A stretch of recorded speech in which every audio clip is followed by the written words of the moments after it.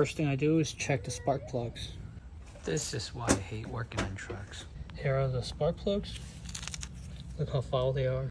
I'm actually glad to see them like this because there's a high chance that the misfire is caused by the spark plug. And I noticed that one of the spark plug is different.